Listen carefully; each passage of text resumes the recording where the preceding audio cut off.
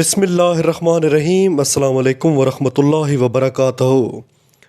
شاعر مشرق علامہ محمد اقبال رحمۃ اللہ علیہ بہت پہلے ہی جانتے تھے کہ امریکہ اور برطانیہ کی رگ جاں یہودیوں کے پنجے میں ہے۔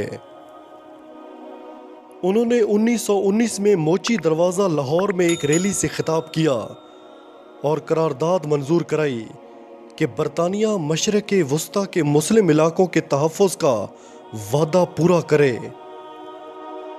انہوں نے فلسطین کے بارے میں اپنی ایک نظم میں لکھا ہے خاک فلسطین پہ یہودی کا اگر حق، ہے خاک فلسطین پر یہودی کا اگر حق، ہسپانیہ پر حق نہیں کیوں اہل عرب کا۔ ایک اور نظم میں لکھا کہ زمانہ اب بھی نہیں جس کے سوچ سے فارغ، زمانہ اب بھی نہیں جس کے سوچ سے فارغ، میں جانتا ہوں وہ آتش تیرے وجود میں ہے، تیری دوا نہ جنیوا میں ہے نہ لندن میں، تیری دوا نہ جنیوا میں ہے نہ لندن میں، فرنگ کی رگ جاں پنجہ یہود میں ہے۔ سنا ہے میں نے غلامی سے امتوں کی نجات، سنا ہے میں نے غلامی سے امتوں کی نجات، خودی کی پرورش و لذت نمود میں ہے۔ 1931 شاعر مشرق علامہ محمد اقبال کی زندگی کا اہم سال تھا۔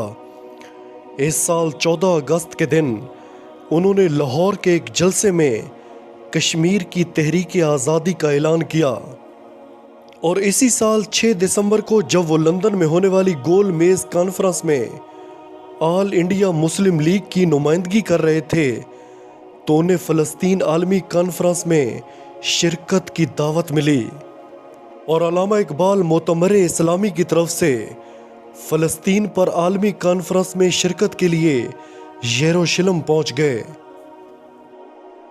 علامہ محمد اقبال بیت المقدس کے قریب واقع ایک ہوٹل میں ٹھہرے۔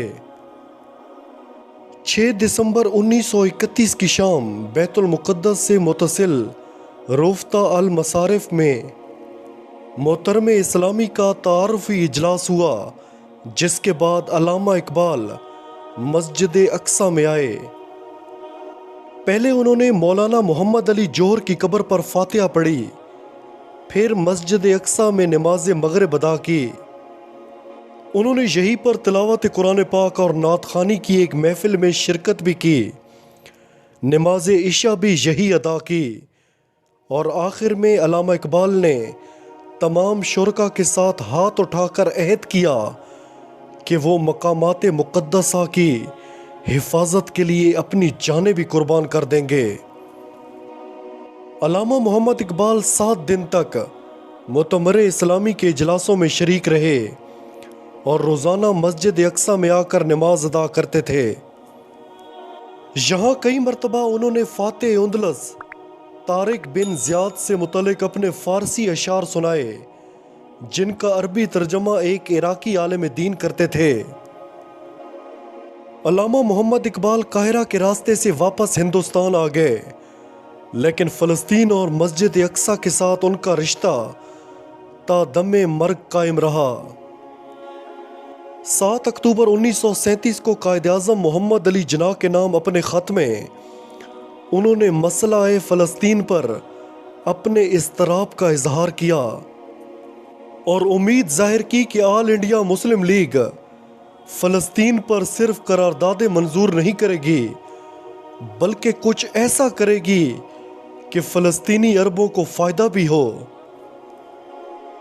قائد اعظم محمد علی جناح نے نہ صرف فلسطینیوں کے لیے فنڈ قائم کیا، بلکہ 3 دسمبر 1937 کو پورے ہندوستان میں یوم فلسطین منایا۔ یہی وجہ تھی کہ 1948 میں قائد اعظم محمد علی جناح نے اسرائیل کو تسلیم کرنے سے انکار کیا تھا۔